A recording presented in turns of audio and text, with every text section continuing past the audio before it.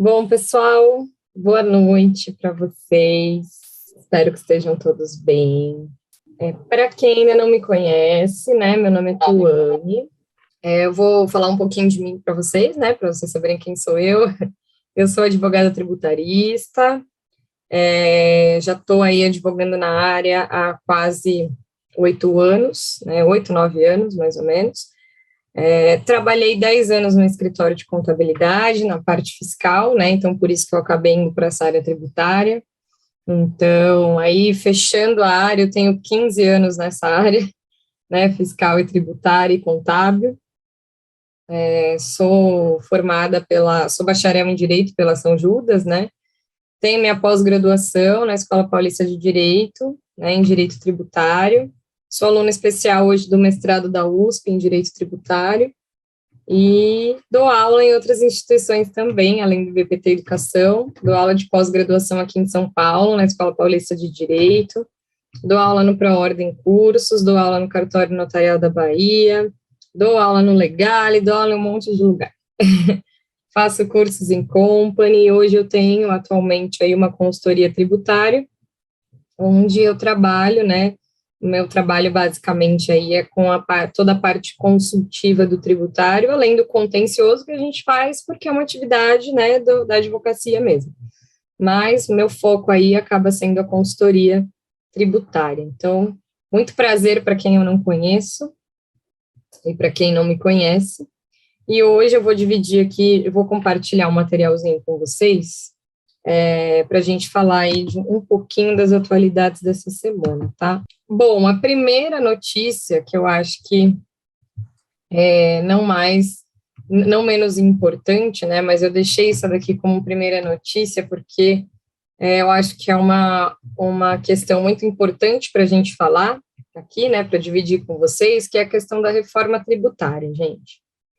Então, a gente tem aí a Comissão de Conciliação e Justiça, que é a CCJ, que acabou adiando a votação de uma das PECs lá da reforma tributária, que a gente tem hoje tramitando aí. Eu acho que é um dos temas mais importantes que a gente tem para falar de atualidade, é esse, tá, da PEC da reforma tributária. A gente teve mais um adiamento aí dessa votação, né, essa reforma está super enrolada ali, né, no Congresso, já faz um tempo já. A gente está em ano de eleição, então a gente sabe também que por ser ano de eleição as coisas também são mais complicadas, mais devagar, mas a gente ainda acha que mesmo sendo ano de eleição, como essa reforma, né, ao olhar de muitas pessoas, de muitos julgadores aí, e de muitos senadores também, o pessoal do Congresso mesmo, deputado federal, enfim, ao olhar de todos os políticos no geral, é algo que precisa vir e precisa vir de uma forma rápida, porque o sistema tributário que a gente tem no Brasil, para quem não sabe, é o sistema mais difícil do mundo. Então, se a gente vai para outros países, né, até dividindo com vocês um caso meu, né, de um cliente que ele é do exterior, está acostumado com as práticas mercantis lá de fora, né, está acostumado a ter um tributo só, que é o IVA, né, que é o Imposto sobre o Valor Agregado. Aí ele veio para cá, ele queria abrir uma empresa aqui, né, um CNPJ aqui no Brasil, e ele achou, assim, surreal o que eu tentei explicar para ele de tributação, porque realmente quem tem essa vivência do outro lado, né, de outros países, acha que aqui é um manicômio, literalmente, tá? Então, a gente precisa mesmo dessa reforma, né, e um dos principais aí objetivos da reforma é desburocratizar um pouco toda essa questão tributária que a gente tem tão complexa, tá? Então, a gente teve aí a Comissão de Conciliação e Justiça na semana passada, havia iniciado a análise da PEC 110 de 2019, que é uma das PECs, uma das propostas de emenda à Constituição que a gente tem hoje, tramitando no Congresso, e adiou novamente essa votação para essa semana aqui, tá? A pedido de alguns senadores. Então, a gente teve aí, eu coloquei aqui as principais emendas que esses senadores analisaram e pediram para serem consideradas no momento da votação da PEC.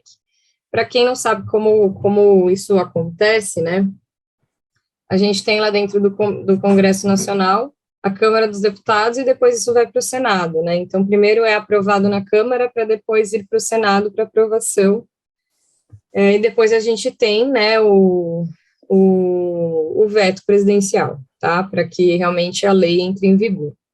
Então, é todo um trâmite, né, que tem que ser respeitado. E aí, essa votação está ali parada nessa segunda fase ali do Senado, porque vários senadores colocaram algumas observações que a gente chama de emendas, né, e que tem que ser analisado ali, né, pelo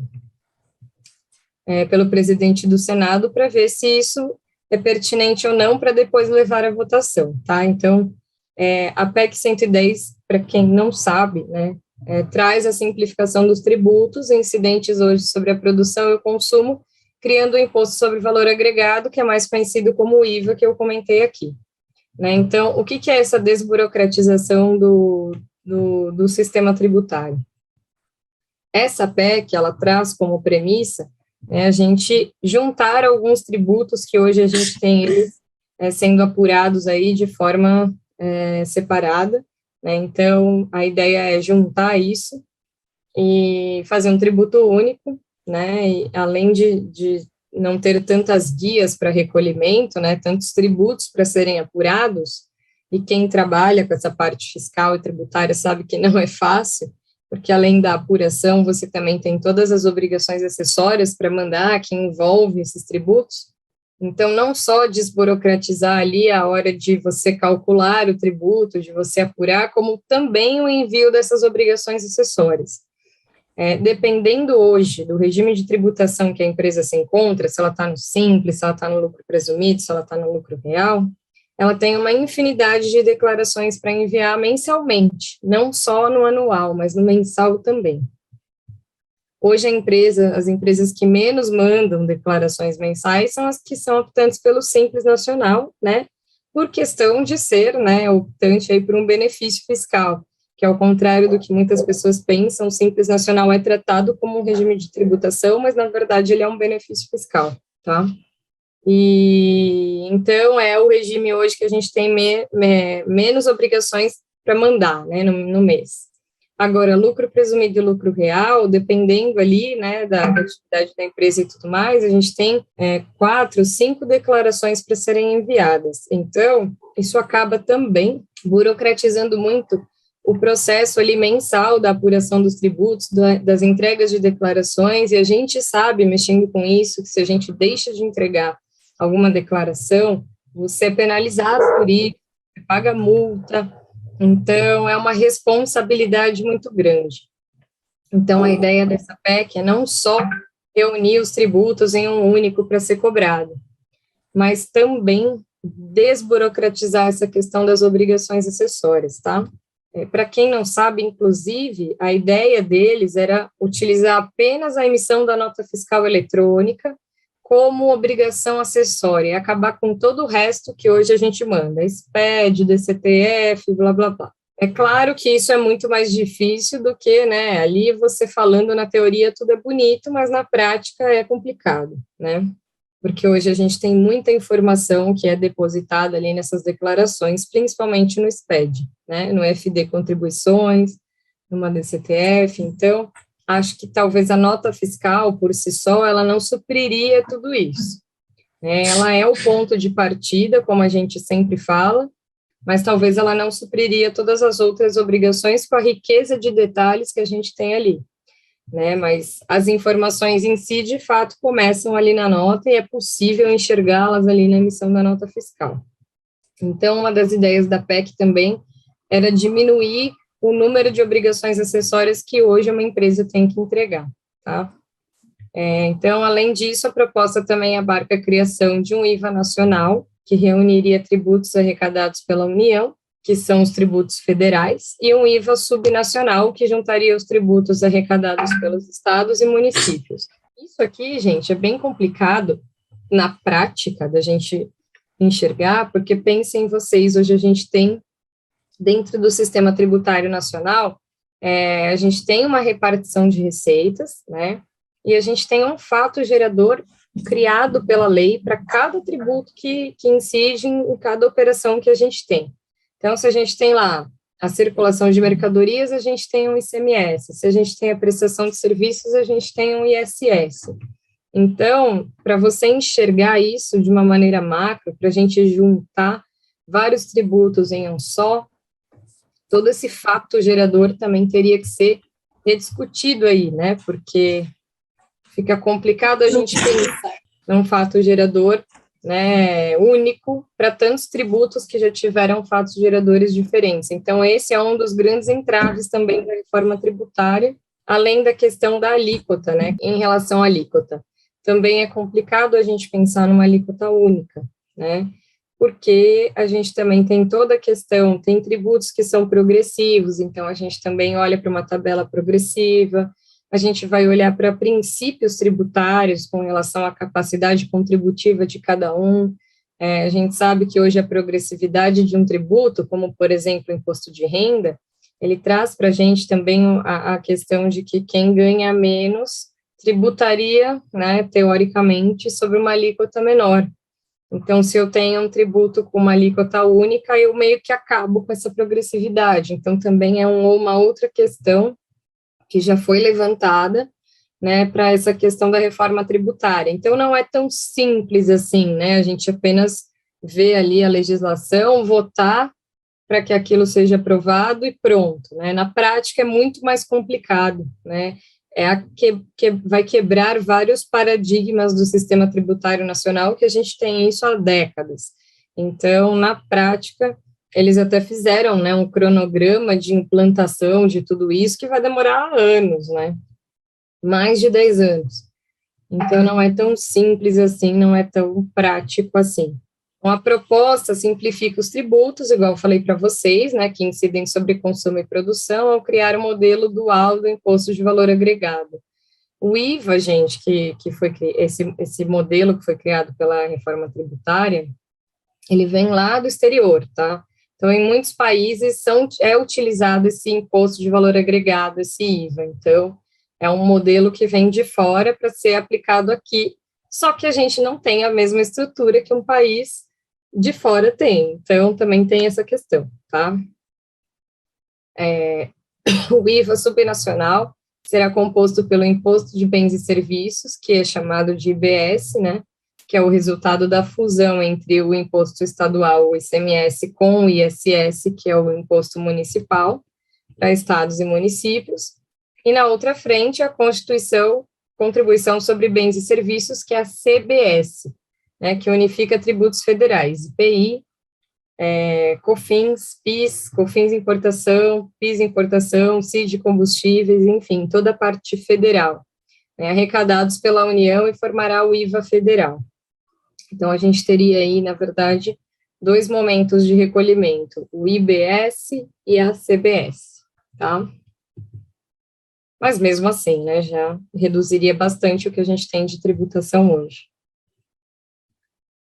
Como o impacto da reforma é considerado significativo, né, já que reduz a complexidade do sistema tributário, elimina a cumulatividade e corrige distorções, existem mais 28 emendas apresentadas para análise desta PEC, que foi o que eu falei para vocês. Essas emendas apresentadas são alguns senadores que, na hora de votar ali no Senado, discordaram de algumas questões que hoje está no texto da PEC e resolveram fazer uma emenda, né, pedir uma emenda ali, né, para arrumar alguma coisa que eles entendiam que era necessário acrescentar, ou arrumar, ou retirar, enfim. Claro que eu não vou falar das 28 emendas, mas as principais até vou por aqui, né. Então, o presidente do Senado, que é o Rodrigo Pacheco, né, afirmou que a proposta fundamental para a retomada do crescimento e a geração de empregos precisa ser aprovada mesmo em ano eleitoral, que foi o que eu comentei com vocês no início da aula. A gente sabe que ano eleitoral tudo demora, tudo é mais difícil, tudo é mais complicado, está todo mundo focado ali nas campanhas eleitorais, mas como é um tema de muita relevância, que já está parado há muito tempo e que, na verdade, precisa funcionar, porque a reforma tributária ela tem que ser utilizada, inclusive, como uma ferramenta, né, para tentar salvar aí também um pouco da economia, das empresas e tudo mais. Então, eles também têm um pouco de pressa em aprovar isso, tá? apesar de não parecer. Roberto Rocha, que é o relator, né, que o relator é a pessoa que dá aí o voto de Minerva aí, né, afirmou ser inevitável que as mudanças no sistema tributário resultem em alterações na participação dos entes federados no total da receita. Essa é uma das outras questões bem discutidas, que eu falei para vocês de princípios tributários e falei para vocês dos fatos geradores, mas o que também pega na questão da reforma tributária é os entes federados, né, o que eu quero dizer com isso, municípios, estados, e União, né, porque aí hoje a gente tem uma destinação de receita diferente do que a gente vai ter com a reforma tributária. Então, consequentemente, se eu vou redistribuir essa receita entre todos os entes federados, provavelmente algum ente não vai receber tanto quanto recebe hoje, para que o outro possa receber mais, né, então, isso aí não vai ter como ser diferente. Aqui, gente, eu deixei o que os principais senadores se colocaram, né, para que essa votação da PEC fosse adiada, tá? Então, a gente tem a reposição do senador Oriovisto Guimarães, que defendeu que é preciso haver uma proposta mais didática do sistema tributário brasileiro, né, e assim, é o que eu coloquei aí, ele não tira os méritos da PEC 110, porque ela é muito bem feita, o texto é muito bem escrito, a ideia também é muito bem elaborada, de realmente desburocratizar todo o sistema tributário, mas também precisa que várias coisas funcionem e concordem com isso, para que isso realmente seja colocado em prática, tá? Então, se a gente não tiver, por exemplo, a concordância de governo federal, governo estadual e governo municipal, a gente não conseguiria fazer mesmo, colocar em prática a reforma. A reforma poderia até ser votada, ser aprovada, só que, se não colocar em prática, fica inviável. É a mesma questão, por exemplo, claro que a gente está falando de uma coisa muito maior, mas vou dar o exemplo para vocês da discussão do CEPOM, que a gente teve lá, que o STF deu uma decisão no ano passado, dizendo que aquele ISS cobrado pelas prefeituras, né, que exigia, inclusive, um cadastro no CEPOM, ele era inconstitucional. Isso já foi, né, a discussão já acabou, já transitou em julgado, e mesmo assim as prefeituras não aplicam essa decisão e continuam cobrando aquele tributo como se não tivesse nada, né, como se nada tivesse decidido. A mesma coisa aconteceria na reforma, se você não tiver aí uma cooperação entre os governos, né? Mesmo o governo que vai perder mais, um pouco mais de receita nesse momento, com aquele que vai ganhar mais, precisaria haver essa cooperação para a gente conseguir colocar isso, né, de fato em prática, né? Também teve esse outro senador, Fabiano Contarato, que deu, né, como opção aí a possibilidade de lei complementar prever o ressarcimento integral das despesas com IBS da população de baixa renda. Nessa proposta também da reforma tributária, para quem não sabe, a ideia, como eles queriam desburocratizar todo o sistema tributário, eles queriam, inclusive, tirar todos os benefícios fiscais que hoje a gente tem, tanto em âmbito federal, principalmente no estadual. A parte do ICMS ela é muito complexa, né? Quem já mexeu com isso sabe, cada estado tem um regulamento de ICMS, dependendo do estado é de um jeito, dependendo do outro estado é de outro, então é complicado. E aí, uma das questões aí também dessa PEC da reforma era acabar com esses benefícios fiscais, todos, porque já estava desburocratizando o sistema, já estava mudando a forma de recolhimento dos tributos, já estava mudando a alíquota, então eu não precisava ter tantos benefícios fiscais assim. Só que na hora de votar, né, e você pensando no macro, existem alguns benefícios que precisavam sim ficar, porque para algumas categorias, para algumas empresas, para algumas pessoas, isso vai acabar onerando ainda mais, né, o tributário ali, o fiscal da empresa ou da pessoa física. E isso é comprovado, a gente já fez contas em relação a isso com as alíquotas que se propõem aqui nessa PEC. Então, ao contrário do que muita gente acha, que a reforma tributária vem para trazer uma economia, na verdade, não. Ela vem para desburocratizar um processo, mas ela não traz economia tributária. Pelo contrário, ela te onera ainda mais, porque ela vai ser uma alíquota mais cara, por unir vários tributos, tá? Então, senador também pedindo para que alguns benefícios tributários aí, fiscais, não acabem, tá? Ainda, recolhimento da CBS separadamente pelas empresas do Simples. Hoje, a empresa do Simples recolhe tudo numa guia só, tudo na guia de DAS. Como é que ficaria esse recolhimento quando eu tivesse um IBS e uma CBS?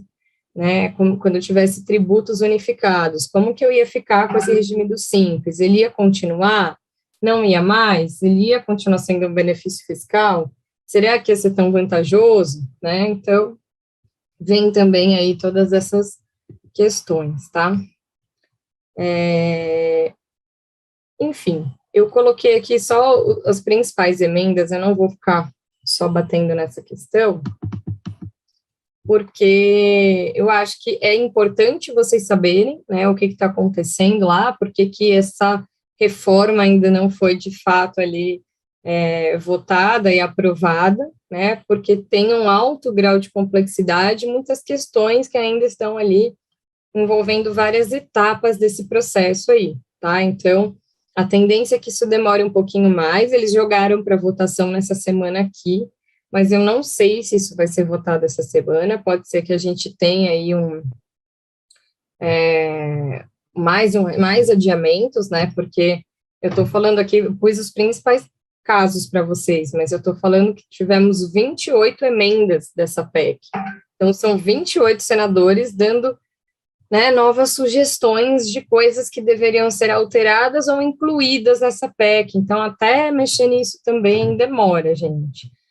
Então, vamos ficar aí na esperança, mas é uma das novidades tributárias que eu queria trazer para vocês e explicar também o porquê dessa demora na votação, tá?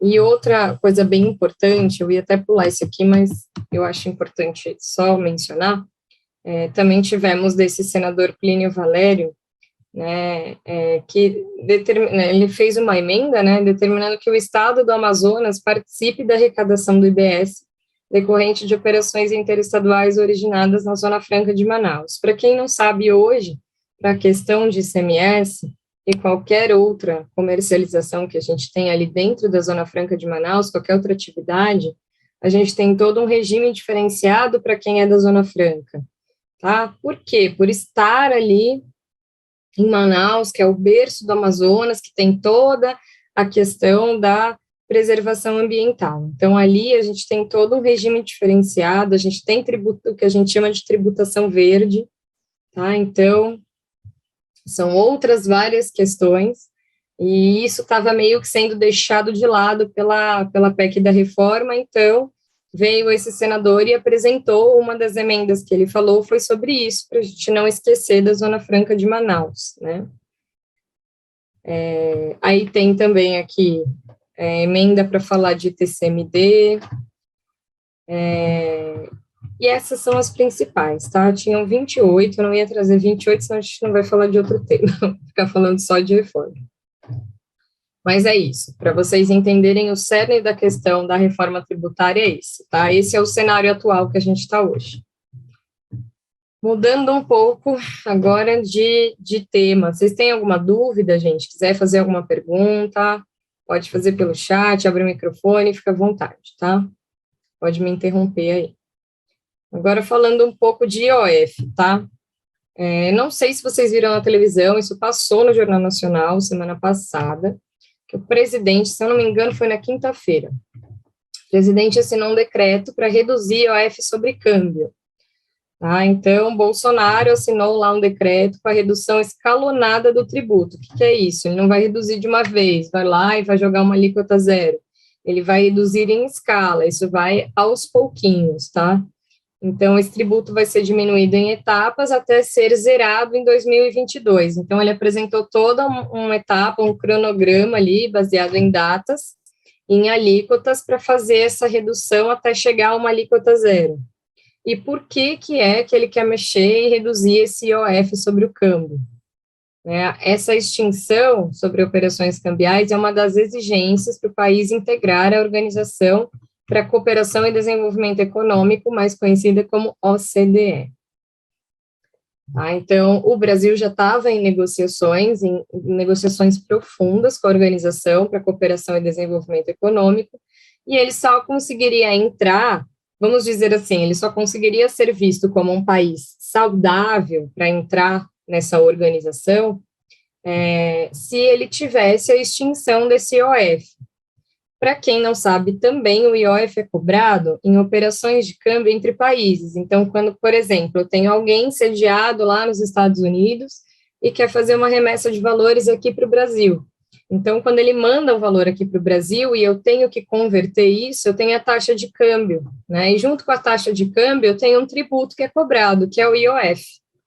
Tá? Então, todas as operações com dinheiro, com câmbio, que vem de outro país, ou que vai daqui para outro país,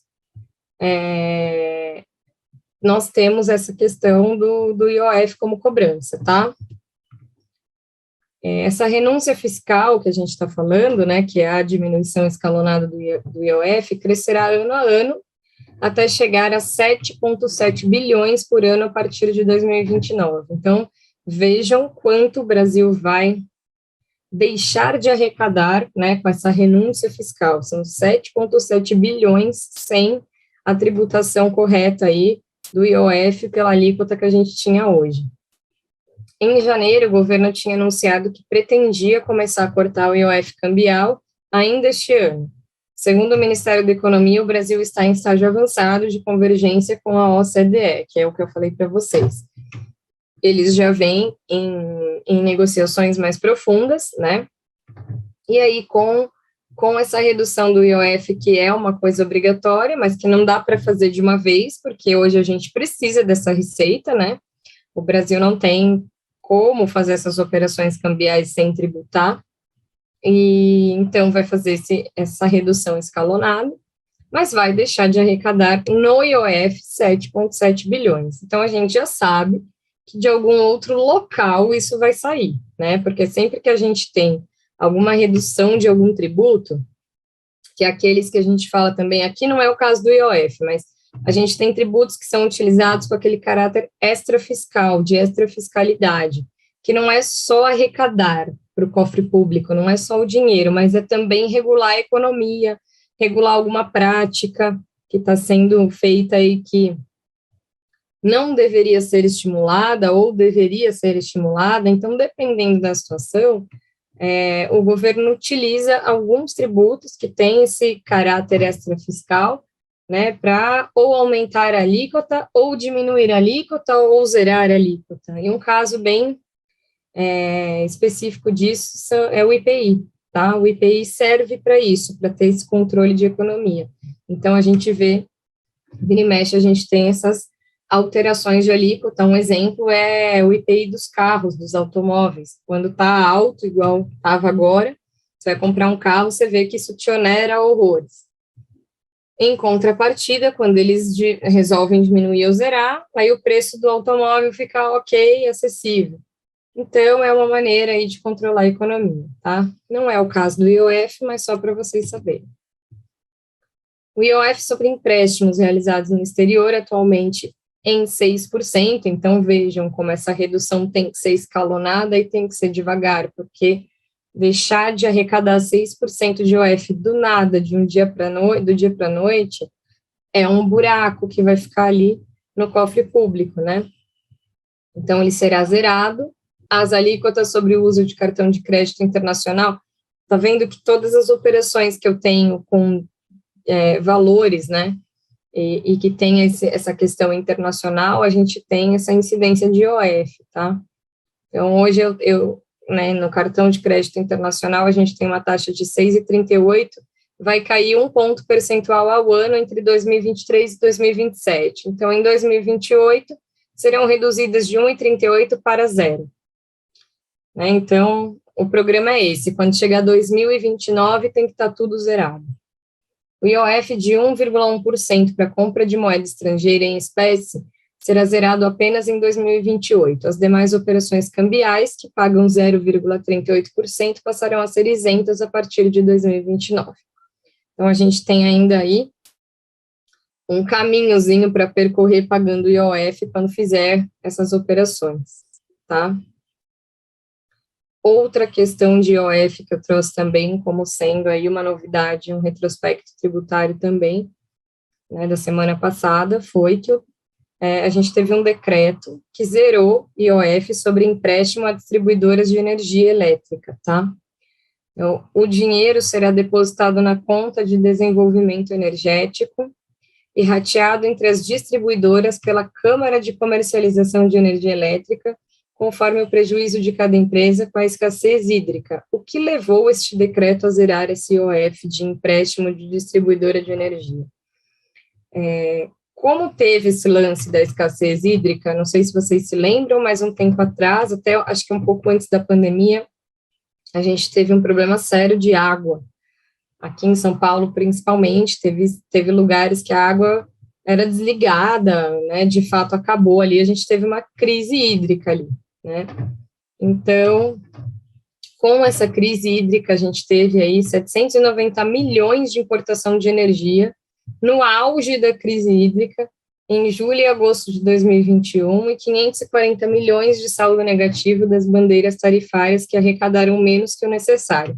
Então, como a gente tem esse valor tão alto, né, para ser coberto, então o governo veio e zerou esse IOF, tá, sobre esse empréstimo, para poder destinar, né, esse valor para cobrir esse rombo aí de 790 milhões de importação de energia, tá? Então, é o que eu sempre falo para vocês, quando a gente vê alguma coisa sendo zerado em algum âmbito, significa que de algum outro lugar esse dinheiro vai sair para cobrir alguma outra coisa, tá? Não existe o governo ser bonzinho e simplesmente te dar um benefício porque ele quer te dar, né? Ou é pela atividade, ou é por algum tipo de empréstimo, nesse caso, alguma dívida, enfim, alguma coisa aí tem que rolar para a gente ter essas questões aí de IOF reduzido, de alíquota reduzida, enfim, tá? Outro tema importante, não menos importante, bem legal também, é o STJ, né, que considerou aí devida a restituição do ICMS pago a maior, né, em substituição tributária. Gente, seguinte, eu não vou me aprofundar tanto aqui nas questões de ICMS, porque eu trouxe algumas questões, acho que 2 ou 3 de ICMS para a gente falar só do que saiu aí, mas eu não vou me aprofundar tanto, porque a gente vai ter uma imersão de ICMS que nós vamos dar aqui pelo IBPT Educação, nos dias, é um final de semana, tá? Então, do dia 2 do 4 e dia 3 do 4. Tá? Então, é um sábado e um domingo de imersão total de ICMS, com todos os temas que vocês podem imaginar sobre ICMS, professores altamente renomados, né, um deles, inclusive, é um grande amigo meu aqui de São Paulo, que dá aula comigo também ali na Escola Paulista de Direito. Então, a gente vai deixar para se aprofundar mais nas questões de ICMS mesmo, levar mais a fundo, nessa imersão, tá? Do dia 2 do 4 e 3 do 4. Quem precisa saber de ICMS, quem trabalha com ICMS, não percam a imersão, tá? E, além dessa imersão, também vou falar para vocês aqui uma novidade, né, que eu também vou me aprofundar, mas de uma maneira um pouco diferenciada na questão do ICMS, num curso que eu estou lançando aqui pelo IBPT Educação, tá? Que vai ser, o lançamento do curso vai ser no dia 7 do 4, anotem aí, quem tiver interesse. O nome do evento no dia 7 do 4 vai ser uma masterclass chamada Promova-se Tributário, tá? O que a gente vai abordar nessa masterclass do Promova-se Tributário? A gente vai falar sobre o método que a gente, né, que eu coloquei aqui, né, eu junto com o IBPT Educação, que é o MPT, que é o método de precificação pela tributação. Então, hoje a gente sabe que muitas empresas que trabalham tanto com serviços quanto com produtos têm muita dificuldade em precificar da maneira correta, e muitas vezes não se atentam para a questão dos reflexos fiscais e tributários que essa precificação pode trazer para o negócio no geral. Desde a pessoa que começa ali faturando, emitindo nota fiscal, né, até a pessoa que, de fato, ali faz todo o trâmite com o cliente e tudo mais. Então, todo mundo que é envolvido, inclusive quem trabalha no fiscal analisando nota, quem trabalha numa contabilidade também, lançando nota fiscal, é muito interessante esse curso, porque ele te dá um conhecimento amplo ali, né, da tributação em si. Então, falei as datas aqui para vocês, depois a gente vai colocar isso ali no meu Instagram, no Instagram da Letícia, no Instagram do BPT Educação, mas só para vocês saberem que eu não vou me aprofundar tanto nas questões de ICMS por conta disso, tá? Mas vamos lá. Por unanimidade, né, os ministros ali da primeira sessão do STJ seguiram o entendimento do STF e definiram que o contribuinte tem direito ao ICMS pago a mais na substituição tributária para frente, quando a base de cálculo efetiva da operação se confirmar inferior à presumida no momento do cálculo do tributo. O que é isso? Isso é uma das teses de recuperação tributária que a gente tem hoje, né, com relação ao ICMS substituição tributária, que é quando o produtor ali na ponta, né, o fabricante, a pessoa que industrializa ali o produto, transforma ele no produto que vai ser comercializado lá na frente, essa empresa, né, que tem a cobrança do ICMS-ST, o que ela faz? Ela calcula, né, ela presume essa substituição tributária desde um momento em que ela está ali produzindo, né, o produto, até quando ele chegar, né, ela presume pela cadeia toda, até ele chegar no consumidor final. E muitas vezes, esse ICMS que foi pago ali na origem, na empresa que teve essa questão da substituição tributária, você vê que o tributo é maior do que, de fato, ele teve várias incidências pela cadeia, né, tributária. Então, ele foi recolhido ali na origem muito mais do que, na verdade, ele foi tributado de fato na cadeia toda até chegar ao consumidor final. Então, quando a gente consegue observar isso numa situação de substituição tributária, a gente consegue ter uma recuperação de tributo, tá? Então, importante saber disso, isso é uma tese de recuperação hoje muito utilizada. A gente tinha essa dúvida no STJ, o STF já tinha se posicionado, né, pela restituição desses valores pagos a maior, então também era uma decisão pró-contribuinte, e aqui o STJ também se posicionou agora, né, dizendo, né, seguindo a linha do STF, dizendo que é devida essa restituição, sim. Tá? E como toda restituição, a gente tem um recálculo aí também de multa e juros, tá? Aí, no caso concreto que a gente teve essa decisão, né, eu até coloquei aí qual foi o recurso. Em julgamento concluído em 2010, o STJ decidiu de modo favorável ao Estado de Goiás.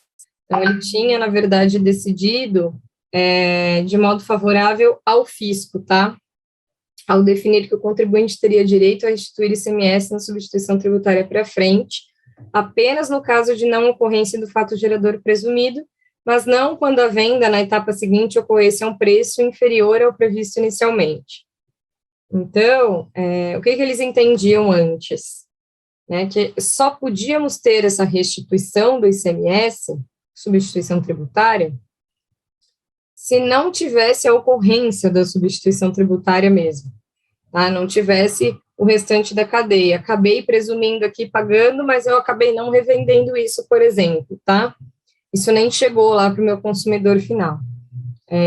Mas, na questão da venda também, quando eu tenho o restante da minha cadeia produtiva ali, revendendo o meu produto, etapas seguintes, se eu tenho um preço inferior ao que eu previ inicialmente para poder calcular minha substituição tributária, eu também tenho direito à restituição, tá? Então, isso foi por unanimidade lá no STJ, já tinha sido um entendimento favorável no STF, e isso só mudou no STJ porque o contribuinte argumentou que o STF, no julgamento do tema 201, em 2016, firmou a tese de que é devida a restituição da diferença do ICMS pago a mais no regime de substituição tributária para frente, se a base de cálculo efetiva da operação for inferior à presumida. Tá? Então, como a gente já tinha essa decisão lá no STF, o STJ também acolheu, né, o argumento do contribuinte na quinta-feira do dia 10/3.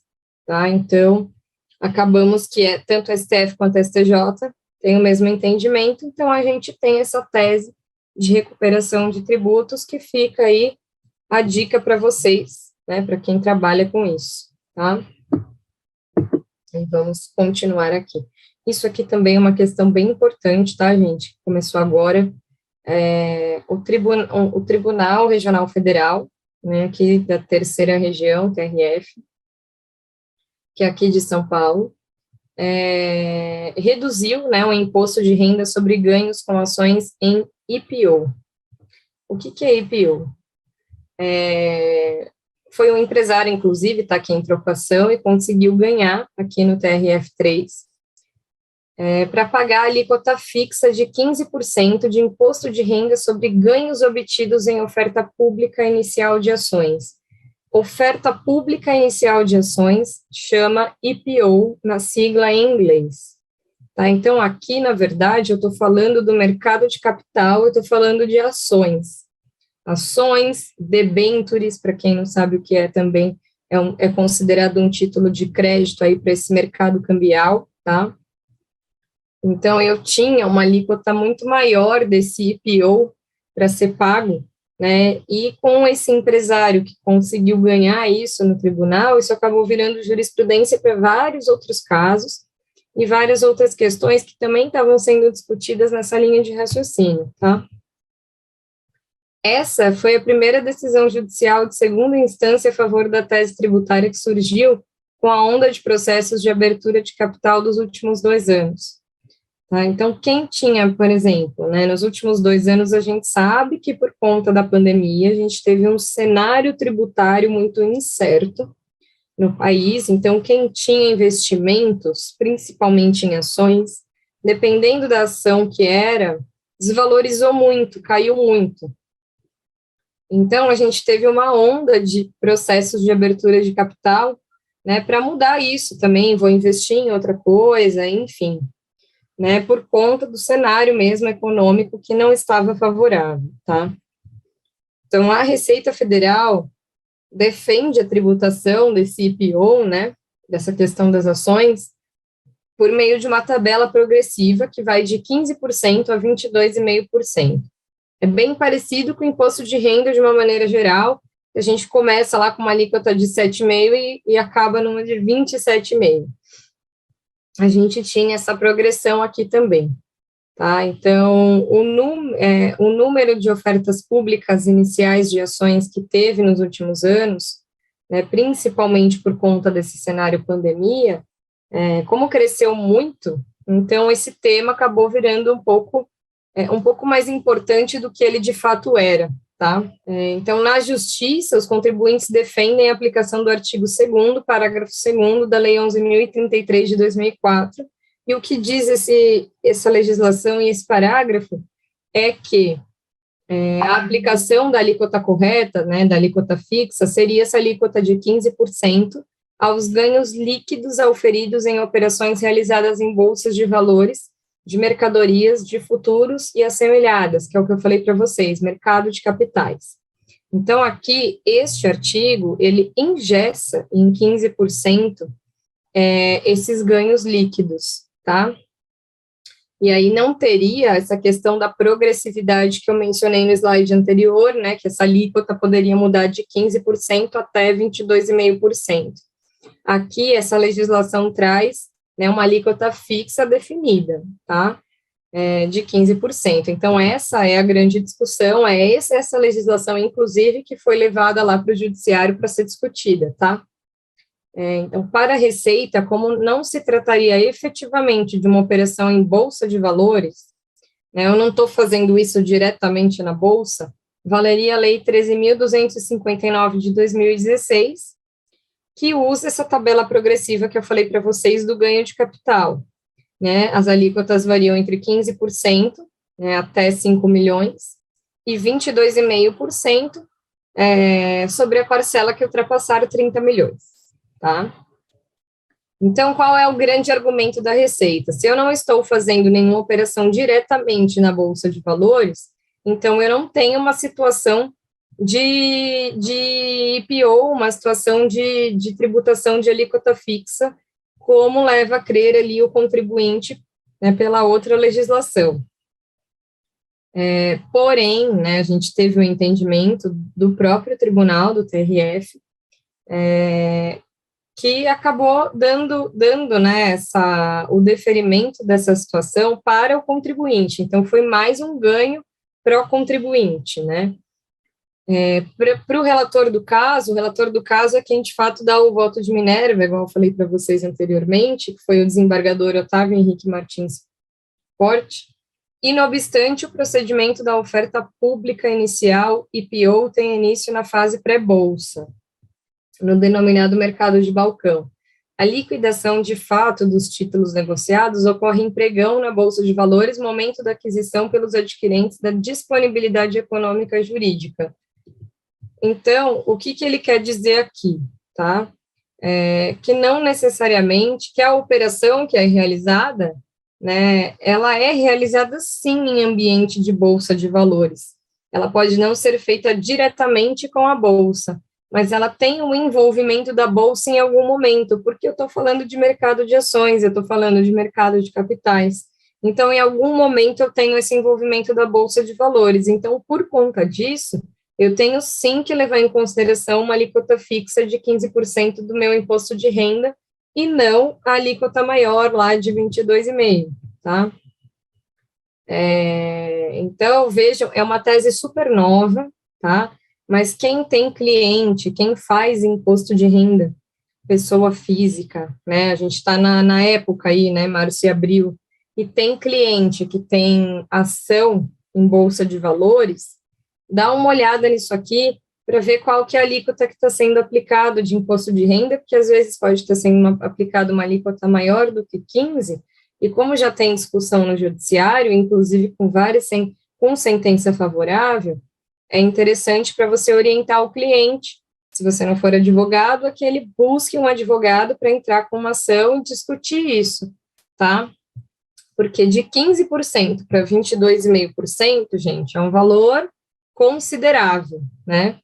Então, a tese interessa não só as pessoas físicas brasileiras que buscam a aplicação da alíquota fixa de 15% do imposto de renda, mas também aos estrangeiros, pessoa física ou jurídica, que fazem jus à isenção do IR em operação na Bolsa, mas não em IPO.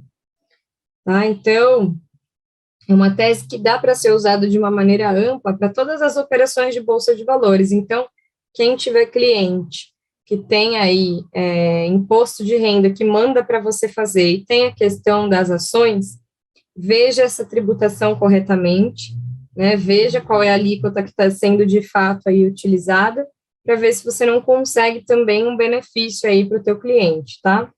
Essa questão das ações mesmo, né, dessa oferta de ações, diminuiu desde agosto de 2021, e em 2022 nenhuma operação ainda foi realizada.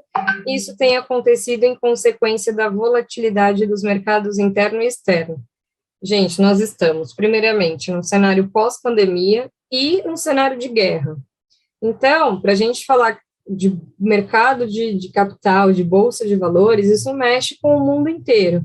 Então, com certeza, a gente vai ter aí um mercado bem estremecido, né, bem volátil, né, tanto no interno quanto no externo, porque o mercado interno, ele depende muito, ele reflete muito aquilo que acontece no mercado externo, né? Então, vocês sabem disso, o que acontece lá na Europa vai chegar na gente rapidinho, né? Então, tudo é assim, né? Então, você tem mesmo o que a gente chama de volatilidade, não é uma coisa certa, né? Está sempre ali mudando.